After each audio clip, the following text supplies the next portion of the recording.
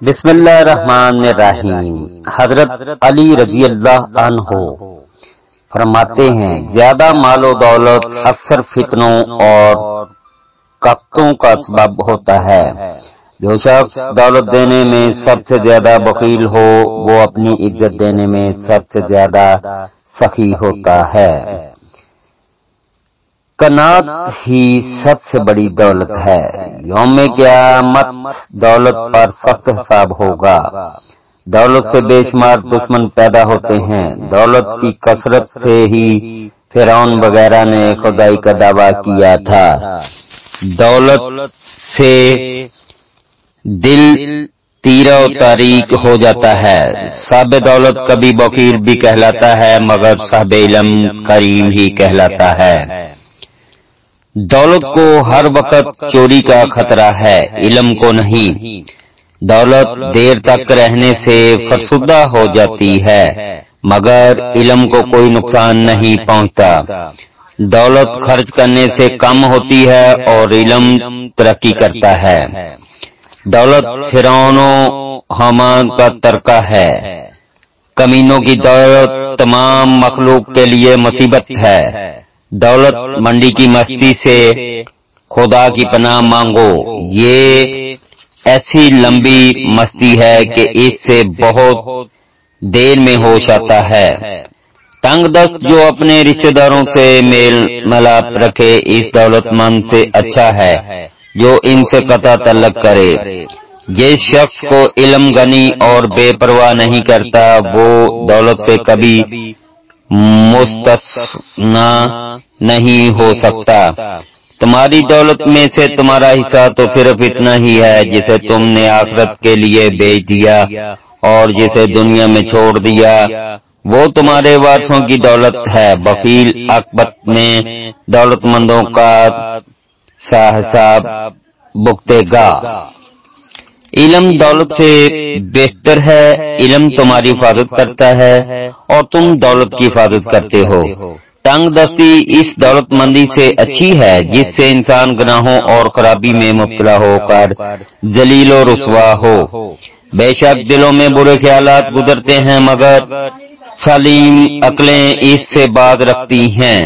تمہارے دلوں سے اگر موت کا یقین دور نہ ہوتا تو فضول امیدوں کا غرور تم پر غالب نہ آتا۔ یہ نہ دیکھو کہ بات کس نے کہی، یہ دیکھو کہ بات جو کہی گئی وہ کیسی ہے۔ سادے اور معمولی لباس سے دل میں خدا کا خوف پیدا ہوتا ہے۔ گناہ کو چھوڑ کر اور باقی تمام معاملات میں لوگوں سے اتفاق کرنے کا نام حسن خلق ہے۔ عقل مند کی زبان اس کے دل میں ہوتی ہے، یعنی وہ بات کو دل میں لیے رہتا ہے۔ بیوقوف کا دل زبان پر ہوتا ہے، یعنی اس کے دل کی بات جلدی سے زبان پر آ جاتی ہے۔ سچائی میں اگرچہ خوف و خطر ہو لیکن وہ باعث نجات ہے۔ جھوٹ میں گو بظاہر عافیت نظر آئے لیکن وہ موجب ہلاکت ہے۔ اعمال حلقہ و مجلس سے تعلق نہیں رکھتے بلکہ خاص ذات الہی سے ان کا سلسلہ ملتا ہے۔ عمدہ اور لطیف بات میرے نزدیک یہ ہے کہ جو بات مجھے معلوم نہ ہو اور پوچھی جائے تو میں صاف کہہ دوں میں نہیں جانتا۔ عقل مند کا سینہ اس کے اسرار کے لیے صندوق کے مثل ہے۔ بشارت دعام محبت میں گرفتار کرنے کا بہترین جال ہے۔ صدقہ سب سے بہتر اور کامیاب تیر بہدف دعا ہے۔ بوڑھے آدمی کی رائے نوجوانوں کے ارادوں سے بھی مضبوط بلکہ مضبوط تر ہوتی ہے۔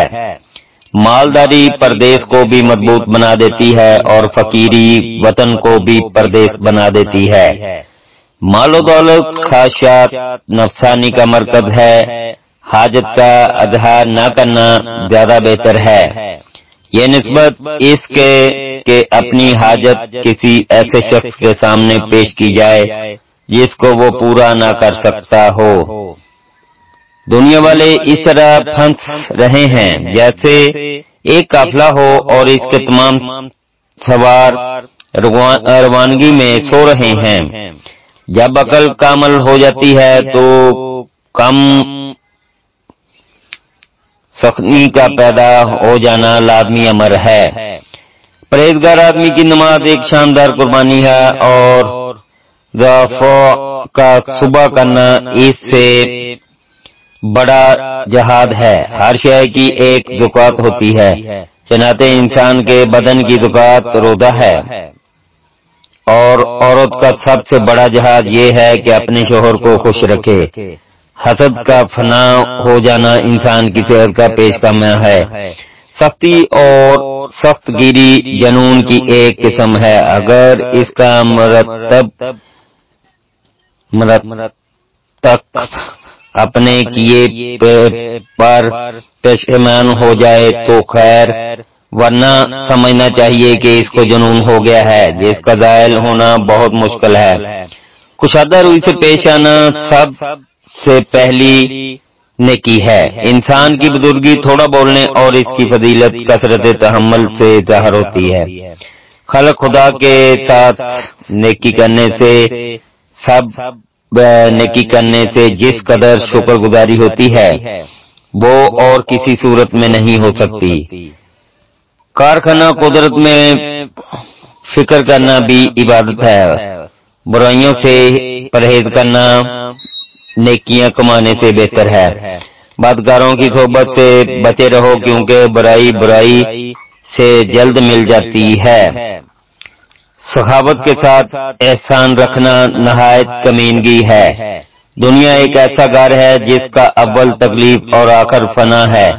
اس کی حلال چیزوں پر حساب اور حرام چیزوں پر عذاب ہوگا، اور جو شخص اس میں غنی ہے وہ اکثر فتنے میں مبتلا ہے، جو فقیر و محتاج ہے وہ غم میں گرفتار ہے۔ اللہ پاک ہر مسلمان کو اپنے حفظ و ایمان میں رکھیں، آمین یا رب العالمین۔ اللہ حافظ۔